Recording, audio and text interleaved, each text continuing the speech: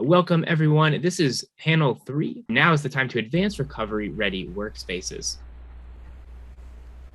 This virtual symposium is Working Recovery and is sponsored by Massachusetts Access to Recovery Project of Advocates for Human Potential and funded by the Massachusetts Department of Public Health Bureau of Substance Addiction Services. So with that, I'm going to pass things over to our first speaker today, Philip Rainier, who's the Senior Program Associate for Advocates for Human Potential. Phil, you can take it away. Thanks so much, Zach, and good afternoon, everybody. I'm glad that you can join us today. My name is Phil Rainier. I'm a licensed clinical social worker. I've been practicing in the behavioral health field for over 35 years now. I'm working with AHP over the last 2 years, looking at a range of different issues, chief among which is the importance of helping to promote and develop effective services in substance use disorders and mental health issues. I'd like to pass it over to my colleague, Tina Wilson. Good afternoon. I'm Tina Wilson. I work as an instructional designer, and I've been involved in workforce development for about 20 years, about the last 5 or 6 with AHP, and working in the public health space on a variety of issues related to social services and public health and healthcare delivery. Amy, want to do your introduction? Hey everyone, I'm Amy Harding. I work at AHP with Phil and Tina. I'm a senior writer and editor. I've been working at AHP for probably 6 years and been writing about health and behavioral health and the healthcare business nationwide, but mostly in Massachusetts for coming up on 20 years. I'm just going to tell you guys a little bit about AHP and a little bit about this project, and then hand it back over to our moderator, Phil. So this may be the 3rd time many of you are hearing this today, but AHP is a consulting company based in Massachusetts, but with offices in New York and California and projects nationwide. We've been in business for about 35 years, and we provide training, technical assistance, and business consulting to private businesses, locals and state governments, the federal government, around improving health and human services systems of care and business operations. So for this crowd, we would best be known as the organization that runs the ATR project, Massachusetts Access to Recovery. We do that through funding from the Mass Department of Public Health Bureau of Substance Addiction Services. So in line with our expertise, we do a lot of work around helping systems become more recovery-oriented, providing training around substance use services, recovery, workforce. And so we do some of these projects around recovery-ready workplaces. So a few years ago, we did a project to help one of the nation's largest construction associations deal with the impact that the opioid epidemic was having on their workforce. The construction industry has been very, very largely impacted by opioid addiction. And so we helped them come up with some strategies, some communication, some outreach to leaders in their field. More recently, we have done this work with the Massachusetts-based American Job Center, Mass Hire Holyoke. Maybe some of our friends from Mass Hire Holyoke are here today. Hi, if you are, we appreciate you coming. Next slide, please, Zach.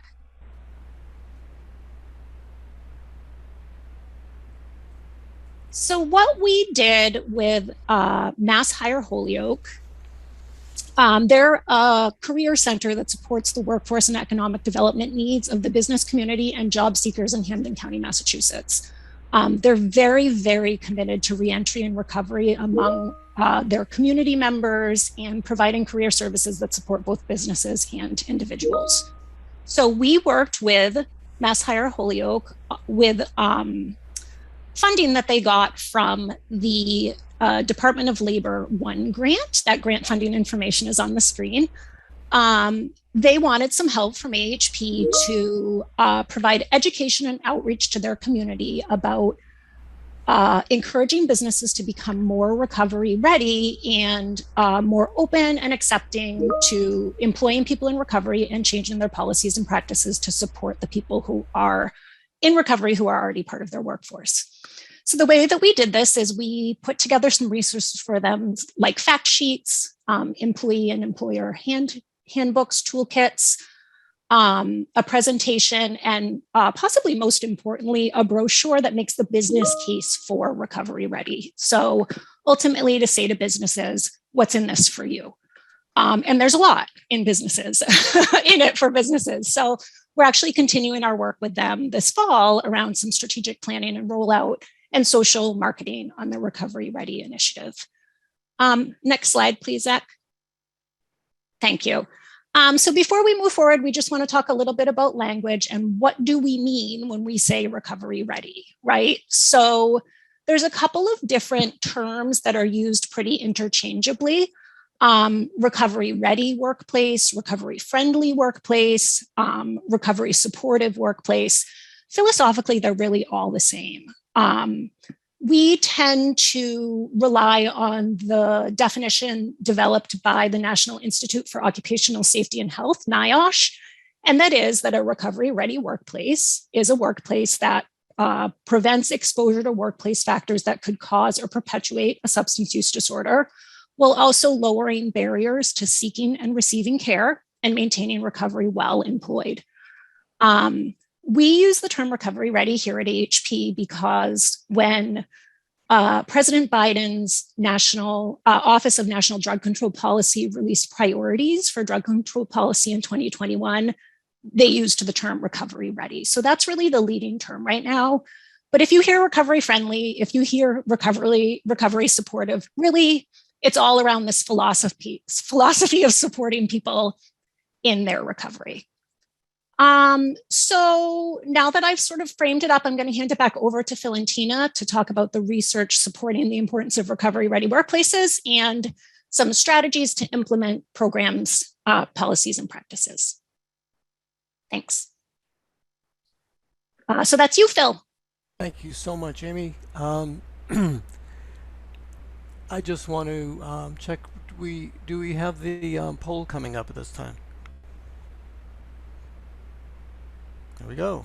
All right, everyone. So we have a brief poll we'd like everyone to take a minute to take a look at, asking what percentage of employees in your organization do you think have experienced addiction?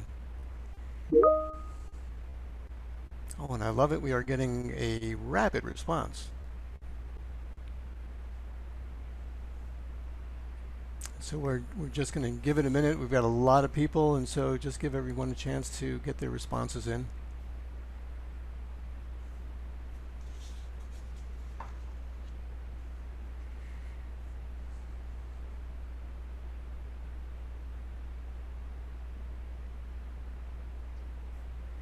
And so it's looking like right now 25 to 50% is showing the lead, with less than 25% and more than 50% close behind.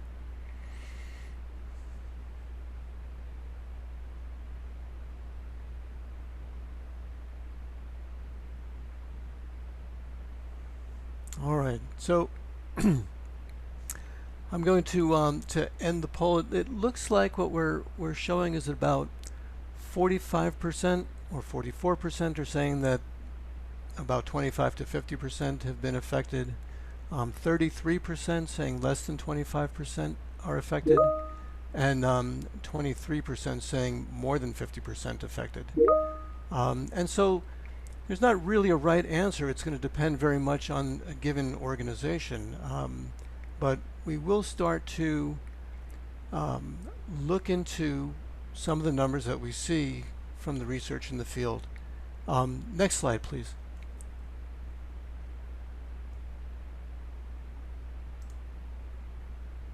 All right, and so what we see is that roughly 1 in 12 U.S. workers currently has an untreated addiction. About 1 in 10, a little bit more than that actually, have some form of addiction that is either untreated or in treatment and in recovery. We see that about 75% of employers have been affected by employee opioid use. And just to reflect on this for a minute, if we're talking about an individual, let's say 1 in 10 people who have an addiction, then we have to think about family members, colleagues, coworkers, teams that are affected as well. And so we see that 75% of employers and their staff are affected by employee opioid use.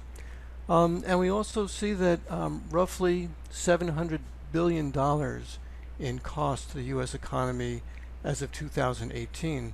I'm sure that many of us on this call are aware that the rate of opioid abuse has gone up dramatically through the course of the COVID epidemic, and so those costs are likely to be significantly higher at this time.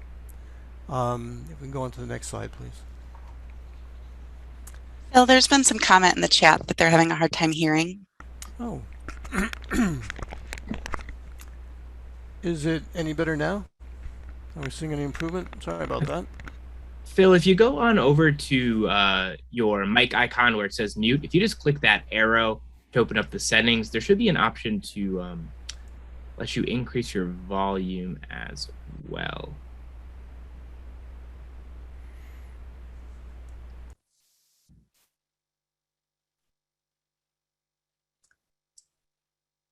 I think it's under audio settings. I apologize for this. Under audio settings.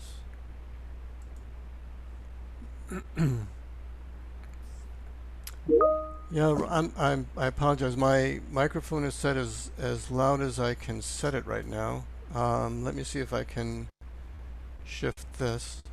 Does this help it at all? I just changed to reduce the background filtering. Any improvement now? Sounds pretty similar to me there, Phil. Maybe if you're just able to just project a little bit louder. Some people are saying it's so it looks like it might be dependent on the individual speaker there, because a lot of people are saying it is fine. So I would say go ahead and continue, and we could work with that in. I'll try projecting as though I'm speaking to the back wall of a large auditorium, and we'll see how that works out. So we want to take a minute to look at the issue of addiction in the workplace from a couple of perspectives. First, when we take a look at the issue of safety, one of the factors that is related to opioid and substance use disorders is that individuals will have greater safety risk due to impaired judgment, impaired capacity to concentrate. People have decreased coordination and sensory perception, slower reaction time. You can also see significant personality changes, mood changes, and irritability, all of which can play into greater safety issues in the workplace, leading to greater rates of injury and fatality that can be caused by addiction and also can cause addiction. And so we look at certain industries like the construction trade, where people may have higher rates of injury. You'll also, unfortunately, see higher rates of addiction there as well.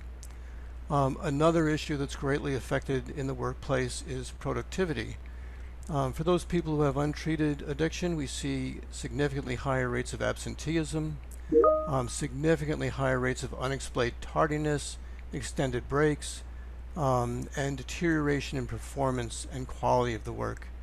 What we've seen is that individuals with untreated addiction take on average about 2 weeks more time off, and also have roughly an 18% higher turnover rate. Many employers are very aware of the very, very high costs of replacing employees in terms of retraining, getting people back up to speed, and just the hiring process right now, which is so challenging. Next slide, please.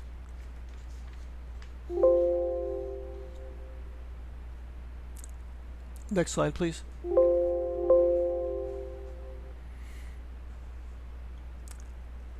We've also seen that Again, unfortunately, unintentional overdoses at work are increasing. Most recent data takes us up to 2018, and you can see since 2011, there is a steady climb in the number of overdoses. And again, we don't have all of the data in yet, but there is a lot of information that's come in through the CDC and other sources that tell us that the rate of overdose has gone up dramatically during the course of the COVID pandemic. So these numbers will continue to rise as we look at the data. Next slide, please. So in terms of value of recovery-ready workplaces for employers, when we're looking at it just in terms of dollars and cents, workers in recovery have been found to help employers avoid over $4,000 in costs per employee in turnover and replacement costs. Now that number is going to vary depending on the kind of work an employee is doing. Somebody in a senior leadership position who may have a very high salary and be expensive to replace would be much greater cost to replace that position. I mentioned earlier that people who are in recovery or who are not substance using will tend to have about 14 days less time off or missed days per year. And finally, that each employee who recovers from a substance use disorder saves the company over $8,500 on average. So again, the savings per employee are very, very significant. Next slide, please. The National Safety Council has created a really valuable tool, and we have a link to the tool that you can access. That is an employee cost calculator related to substance use. And you can look at your own organization and see how much money you could be saving by instituting a recovery-friendly or recovery-ready workplace. We gave a couple of examples here for a smaller organization. The total costs for an organization of about 50 people around substance use disorder would be about $83,000 to $84,000. With a recovery-ready workplace policy and procedure in place, that organization could save close to $40,000. In a larger organization, 500 or greater, total costs can run about $806,000, and avoided costs in having a recovery-ready workplace about $380,000 per year. So we're really talking about very significant costs to an organization depending on which way they choose to go. Next slide, please. And I do encourage each of you to take some time, think about your own organization, try that cost calculator. It was really surprising to me looking at our own organization in terms of the savings. The value of recovery-ready workplaces for employees is really dramatic. When an organization has established policies and procedures that support recovery, you start to see benefits very quickly. There's a decrease in stigma. It becomes okay to acknowledge that we're all human, we all have our challenges, and it's okay to deal with them openly. We create a safer work environment. We have improved productivity and less absenteeism. All of that feeds into people getting to work and people staying at work, continuing at work, which is extremely important. Next slide, please. For employees, the benefits are really dramatic. People in recovery show a more successful transition from long-term residential treatment back to the community, which is much easier if they're going into a recovery-ready workplace. People who are in recovery and working show improvements in their quality of life. Um, there are fewer parole violations and less criminal activity. People who are working in a recovery-ready workplace show higher rates of abstinence, and there is a lower rate of recurrence. So work is just incredibly valuable for people who are in recovery, um, to the quality of their life and well-being. Next slide, please. So I want to put a little bit of meat on the bones, so to speak, in regard to this. You know, how does this look in a workplace? So I want to share Jackson's story.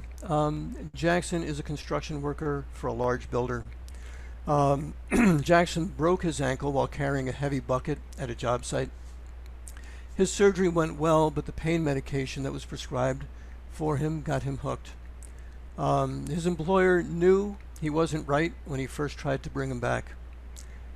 Jackson looked tired, forgot simple directions, and was confused. And he observed that you can get hurt very easily in that state on these jobs. Next slide. Jackson told us about the problem with his meds. He's a long-time dependable employee, so we said, "Get well and we'll bring you back." He called this morning, 2 months later, and said he's ready. He sounded good on the phone, but I don't know what he did, if he's really okay, or what to tell the crew. I hope he's okay, because I really need him. I'm not sure what to do now. So a couple of things I'd like to point out here. In this case, the employer really wants this employee back, but without having recovery-ready policies and procedures in place, they're operating in the dark. They really don't know what's going on. The employer here committed to the employee, who's a valuable worker, saying you can come back. To keep their word, without knowing what the situation really is, both are now at great risk. If the employer adds a stipulation now saying, well, okay, but I need to know more about what you did and what your situation is, the employee may lose trust because a commitment was already made. And the employer may unfortunately lose a really valuable employee.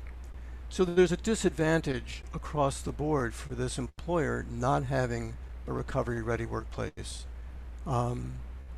Conversely, it would be a much better situation if those policies and procedures were in place. Next slide, please.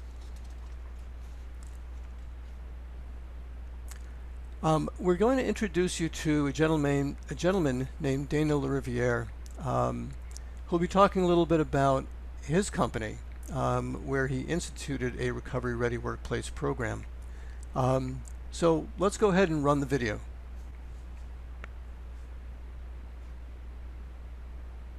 Good morning. Thank you very much for inviting me to present to this group. I'm fairly passionate about this topic, as you'll tell, but our journey started back in about 2014. We had an individual, a young lady that was very typical of our employee base, who was by and large a good employee, not a terrific employee, but not a horrible employee, and would have an occasional problem with arriving to work on time and being reliable in the workplace. Ultimately, her attendance issues and her reliability issues ended up in us terminating her employment. So that was the end of the story. Or was it? That was actually kind of the beginning of the story. So 2 years later, fast forward to 2016, I got a phone call from this individual who said to me, I would like to be reconsidered for employment with your organization. If we've let somebody go for being unreliable and not showing up for work, we're a little reluctant to bring them back on board. So I explained this to her, and she said to me, well, I do need to tell you that the reason why I was unreliable when I worked for you was I was addicted to heroin. And I was gobsmacked, because I would have told you that I could have identified easily anybody in my organization that would have had that kind of a problem. And I was completely and totally wrong. So this individual explained to me that she was now a recovery coach, and that part of her recovery process was that she felt she had an obligation to make amends to our organization. So I did a pretty good selling job internally, and we brought this individual back. Her name is Sarah. We brought her back into the organization, and she was a phenomenal employee, phenomenal. At about that time was the time in the state of New Hampshire when the unemployment rate started plummeting. So we were looking everywhere for employees. So one day we were having lunch, and I said to Sarah, are there any other people that are kind of in a similar place that you are in? And she looked at me and said, are you kidding me? And that's where our journey began. We had to develop a way, and this was before there were any programs, to be able to conduct an outreach to this whole community as a business owner I didn't even know existed. And I go home at the end of the day feeling like, well, again, this is not altruistic entirely, right? I make a profit off of all of our employees. That's kind of what business is all about. This is an employee base that is wide open, that we can tap. But at the end of the day, I get to do good things that are good for my business that just feel good and are the right thing. All the way around, it's a good thing to do. Our mission now is to remove the stigma to the point where we don't have to be recovery friendly because it's who we are. Right. So I think where we would like to be is we would like to evolve to the place where we're just employee friendly, we're people friendly.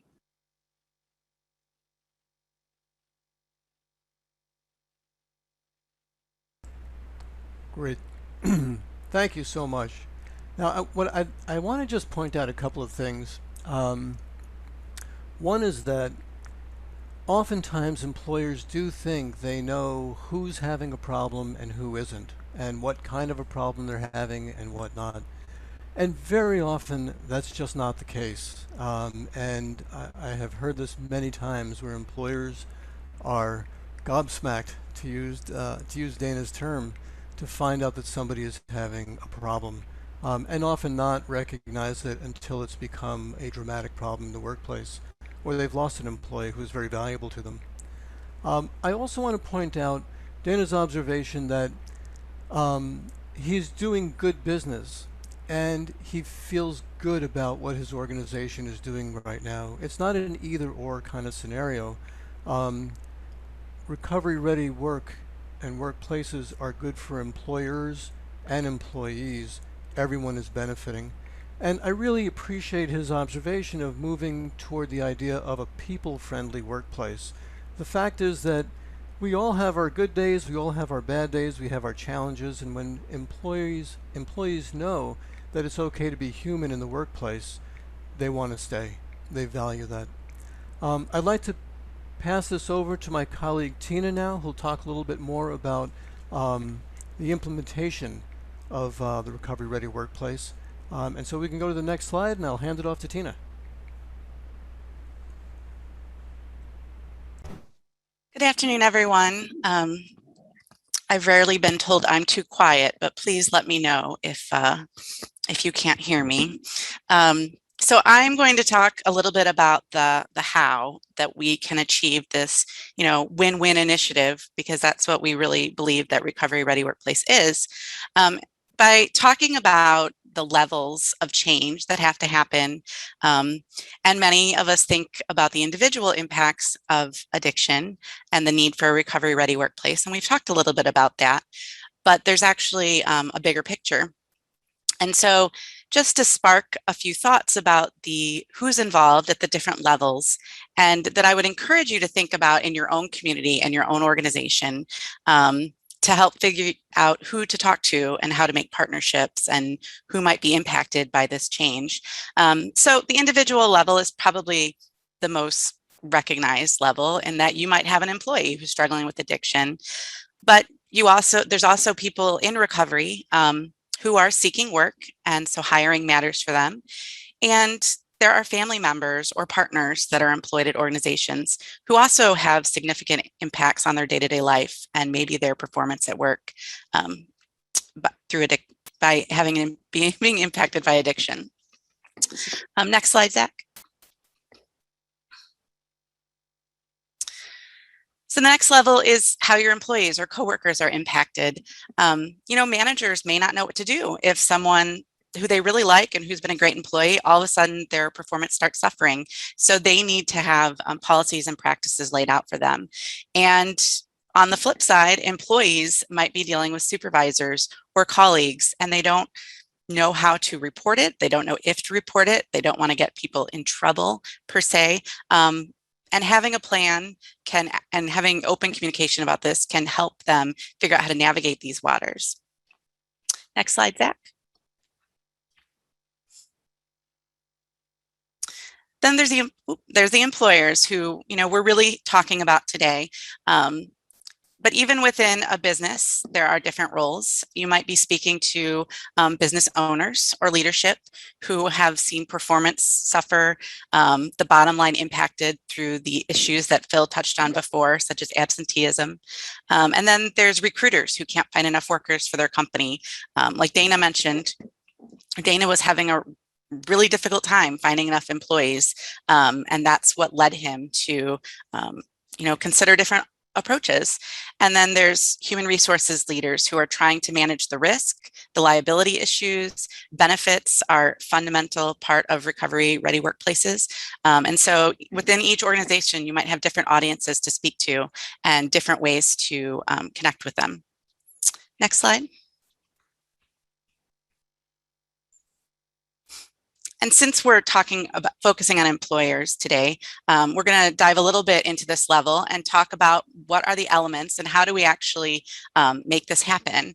And at a high level, communication is important. Acknowledging the existence of substance use and addiction and recovery is really critical, even though it sounds very basic.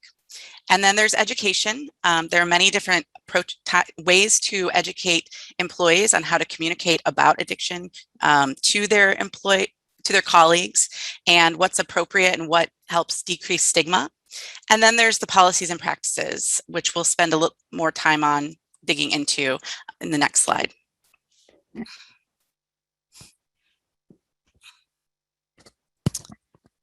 And to summarize those in a little bit of a more straightforward way, because it's important that all four of these exist, that you have the policies and practices that facilitate communication, education, and last of all, but certainly not least, accountability. Next slide.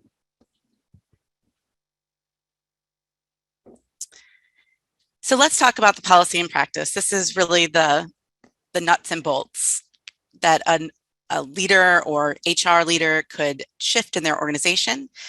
And we're not going to talk in a lot of detail about these, but if there's any of these that you want to talk about in the chat or that you have at your workplace that work really well for you, feel free to chime on in and I will try to read two things at once. So open door policies are really grounded in people being able to share that they are having challenges with addiction for themselves or in their life. There's a lot of benefits issues as well around employee assistance programs that can support connection to short-term therapy or just a counselor to assess someone's needs. Benefits are widely available, can support connection to recovery organizations. Some people may have no idea who to talk to, what their coverage is, how to get help, and having this established or part of a benefits package can help support that connection. Then there's sort of the day-to-day policies, such as leave of absence, part-time. If someone's in recovery, can they take a couple hours off to go to a meeting, to connect with their with peers and to provide support? Return to work policies. This particularly applies in certain industries. Can people come back to work even when they're not 100%? Perhaps it's a physical job and they're not quite ready to do all the work. But like we said earlier, the connection to work is really important to recovery success. So that's one policy. Stigma-free hiring standards. This is a big one. What do people consider when hiring people who are living recovery? And this one often comes up, substance-free employee activities. What is your culture like? Do you have happy hour with your employees on a regular basis? Do you have events at local, I think one we've talked about recently, a local brewery, is that part of your culture? Those types of situations, the holiday parties can be incredibly difficult and and is a shift that you can intentionally make in terms of the practices that you are following at your organization. Next slide, we'll talk about communication and stigma. So I think we've talked about this a bit, but stigma is an enormous issue for people in recovery or living with addiction. And they feel stigma internally, they feel stigma from the outside. And one of the best ways you can address that is talking about it, sharing information about how to get help, knowing their legal protections and offering the information on them, such as FMLA, that it's not just for them, but also could impact a family member, and encouraging discussion of recovery successes. Everyone is impacted in some way by substance use. And so having conversations about it and getting it out of the shame space can be really helpful to provide support in your organization. Next slide. So there's a lot of different education approaches. You know, the typical one, right, is employee training. Sit them down in front of a module and tell them what words they should use. But really, there are bigger issues around that. They need to know what your policies are and what the practices are and how to access their benefits and what to do when there's a crisis, what to do when their coworker is having issues, what to do when their supervisor is having issues, like we mentioned earlier. Next slide.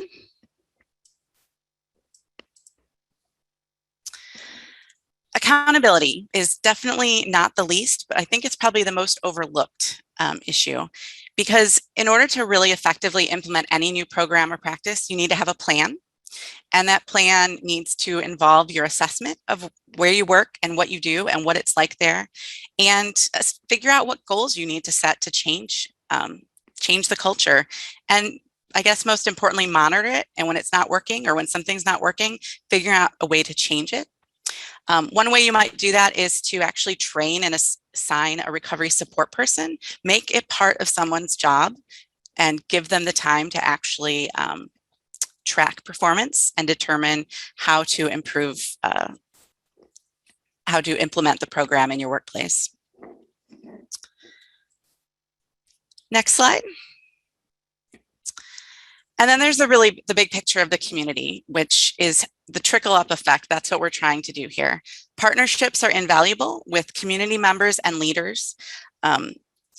There is a significant interest in these programs right now because it is truly a benefit to all parties.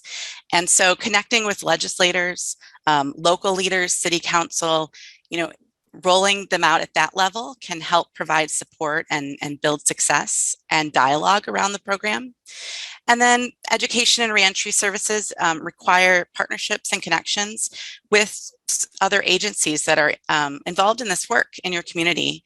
And it can help you find the ways to help your employees get connected if you are familiar with what the recovery organizations and opportunities are in your area. So that is your hopefully high level, very fast summary of a lot of different elements of building and implementing this program. And I think it's important to say that you just have to start somewhere. We've covered all the people and all the organizations, but it can be a small change. Just having conversations can help people feel more comfortable and be the beginning. And these partnerships and connections can happen over time, as long as you're intentionally trying to create a new culture within your organization. And now I think we're going to hand it back to Amy to talk about what's going on a little bit about what's going on at the national level. Thanks, Tina.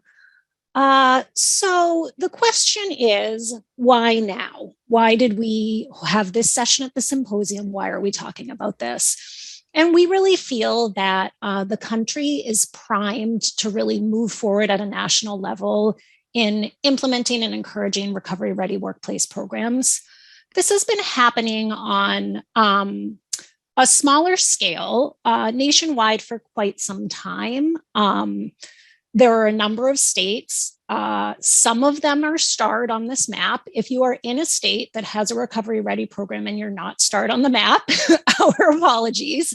I'm happy to say they've been growing so rapidly that our map at this point may be a bit out of date, but kind of the gold standard is the New Hampshire Recovery Friendly Program, started by Governor Sununu. And there are a number of other states, Connecticut, Pennsylvania, Nevada, that have policymakers and state agencies working together on supporting businesses and employers in being recovery ready, and supporting their residents in finding and maintaining employment when in recovery.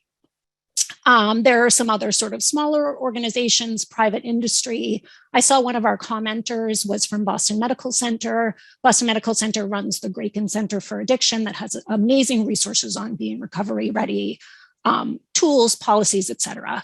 But what's happened fairly recently is a couple of the larger national organizations are getting more involved and more vocal about supporting recovery ready workplaces. So that would include the National Safety Council, which is really the nation's leader in workplace safety. Phil cited many sources from them. They are an absolute leader in this. And they have publicly said drugs in the workplace is like the biggest pressing issue in America right now. We've all got to get on board with this. As I spoke about earlier, NIOSH sponsors a program for recovery-ready workplaces.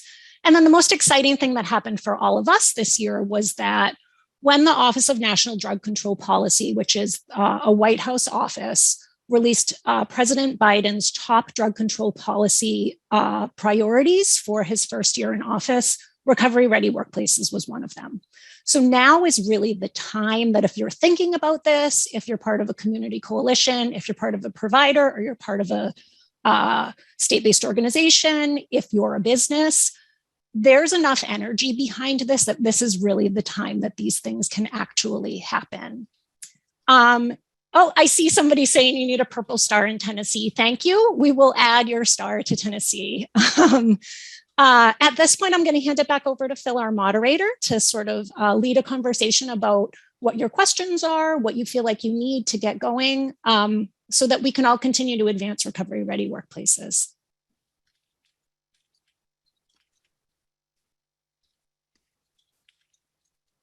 Thanks. Thank you very much, Amy. We can go ahead on to the next slide. I want to say a couple of things, and one observation I want to share before we dive into talking about a national conversation.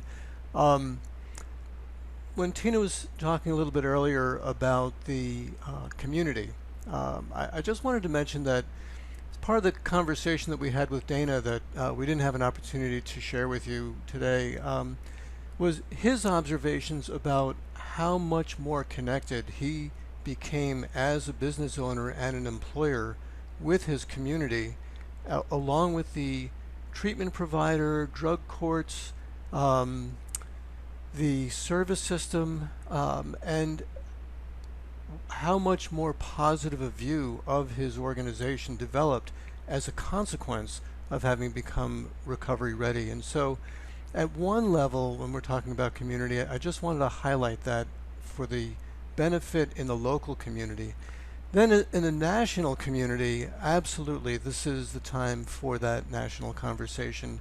As Amy was describing, there is a lot of support at the federal level at this point. This is an issue that is affecting all employers across the country. And this is a great opportunity for us to start to take a look at how we can work together to strengthen the workforce and to reduce the terrible impact that the country has been experiencing as a consequence of addiction. And so I'd like to open up the opportunity for any questions. We'd be happy to address them.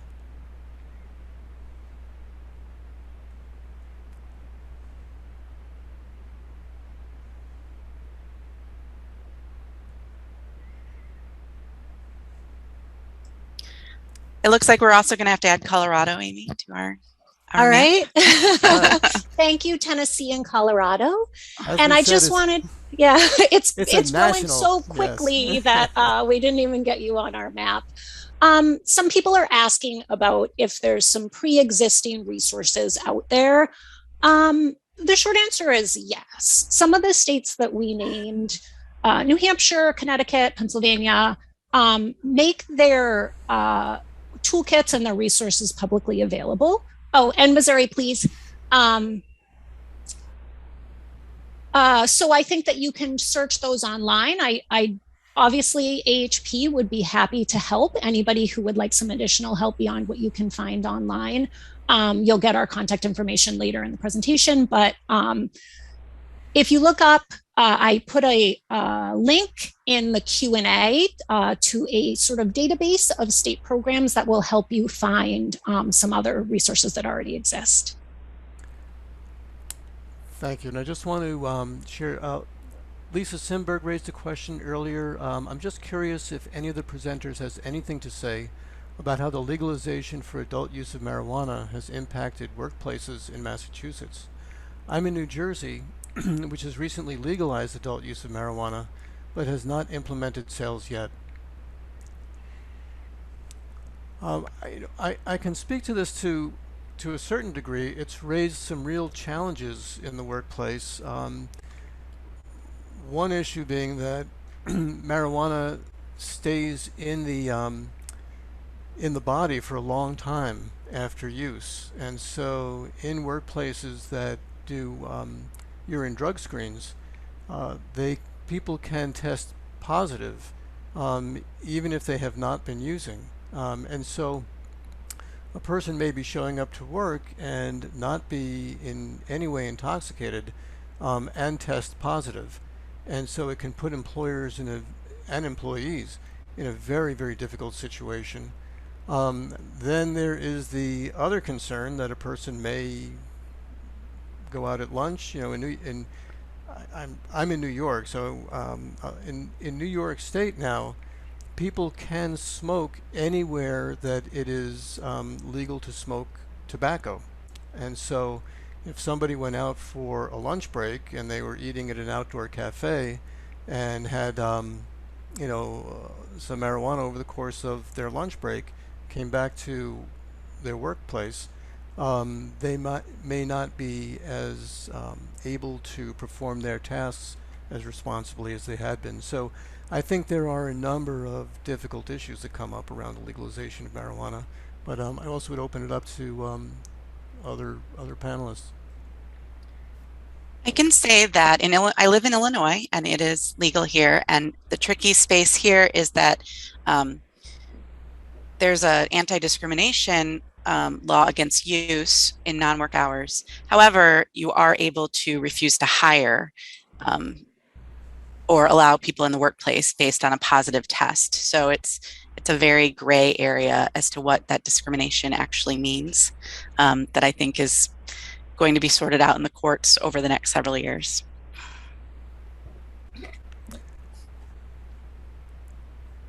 I see from the chat, Miriam asked, how do we help employees seek recovery as opposed to merely criminalization? Miriam, that's a great question. That is really what the Recovery Ready Workplace is all about. It's creating a culture in which it is okay to let your employer know that you may be having a challenge in this area, and having your employer actually respond in a helpful, supportive way to help you connect with resources and to develop a plan by which you can get your recovery going while continuing to hold your job, even if there's a need to take a leave of absence for some period of time, and there could be a cooperative process for developing a back-to-work strategy. So it's really very, very much about that point in particular. And you're right, criminalization, very often the response, even if it wasn't to a criminal response, was certainly loss of employment, which could lead to people having greater problems around their recovery. And in some cases, unfortunately, you're right, criminalization. And Nikisha Smart made the observation, some employers still request drug screening as a condition for employment. Do you think these policies are outdated and need to be reevaluated? I think there is a need for accountability, as Tina was saying earlier. And so there are situations in which drug screening is important. But along with drug screening, there also need to be policies that support someone if it turns out that they do test positive, other than punitive responses. So having some opportunity for a person to engage in recovery following a positive screen. In many cases, employers who have initiated a recovery-ready workplace have not had to resort to a drug screen to find out there's a problem, because employees feel confident that they can go to their supervisor or their manager and tell them that they're having a problem, and so it doesn't become um, a gotcha kind of situation where a person tests positive on a random drug screen. But I do think there continues to be a place for them. But I would open it up to other panelists as well. I would just add that one of the things that we've talked about in advancing sort of a philosophical change toward being a recovery ready workplace is to move being a person in recovery in a professional setting from a secret and a place of shame to a strength. So if you're an organization that considers that you have employees who have recovered from addiction, that is a strength of that employee. And as Tina talked about in her implementation section, there's really a place for peers here. So people don't have to hide whether they went into recovery in the workplace or they went into recovery long before joining your workplace. That doesn't need to be a secret. Obviously, it's at their discretion if they want to share that with their colleagues and with their employer. But if you present it to your staff as people in recovery are strong, they're committed, they have tenacity, that opens up this opportunity for people who are farther along in their recovery to be a really good peer resource to a colleague, in the same way that perhaps if you have staff who've been through cancer treatment and another staff member gets cancer, or you have staff who are dealing with chronic illness like diabetes and somebody else is dealing with it too, it can be openly spoken about in the same way that all of those conditions would be openly spoken about. That real culture change, we think, is key to moving this forward. And I think the best example that I've heard in our work on this is from Dana, who was in the video that we shared earlier. And I believe this segment, it didn't quite make it, but he said that in his workplace, if an employee feels like they're going to fall into relapse or feel like they need to use, they can walk into his office and say, Dana, this is how I feel today. I feel like I can't make it. And his response is, okay, let's get you some help. And that's probably, the best. He says it better than anyone else can. Earlier, Melissa Hopkins asked, can you go back to education? And I'm not sure exactly what she's referencing in regard to that, but specifically in regard to education. But I will tell you that our work with Hampden County in Massachusetts was very centered around developing a series of educational materials for managers, business owners, supervisors, and employees to understand addiction, the nature of addiction, the recovery-ready workplace, how it operates, to learn about policies and procedures for implementation. And so it's a set of documents around the whole range of issues in regard to the recovery-ready workplace. Amy worked diligently on all of those materials, and Tina, so maybe you would both want to address that as well. Yeah, I would just like to use the proper name to acknowledge our partner, Mass Hire Holyoke, specifically. They're located in Hampden County. We put together individual educational products. I don't know that there's a huge number of pre-made, ready, free educational products out there. Although I would recommend that you check some other states, like I said, some other states recovery ready toolkits, et cetera, to see see if you can find them. Someone just asked, is there a database with lists of organizations that are RRW when searching for employment?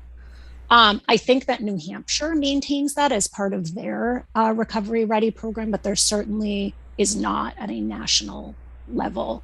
But wouldn't that be awesome if there was? So that comes into the fact that, or that relates to the fact that everyone's process is very different in terms of what recovery ready means state by state. When we worked with Mass Hire Holyoke, we worked to work to develop a pledge, that organizations could take, and then they will hopefully provide additional support and connection on how to implement these policies and practices. Other states have sort of a process that businesses go through in order to earn their recovery ready status, and they do maintain then that sort of database or list and work to connect them to job seekers and other organizations. And I'm so glad to see all these great questions, and I wish that we had opportunity to address all of them, but I see that we have actually already gone past time, and so I think we're going to need to bring it to a close. I just want to thank everyone for your enthusiastic interest, and let's keep working on promoting the Recovery Ready Workplace initiative and helping employers and employees to move forward together in this. So thank you very much, everybody.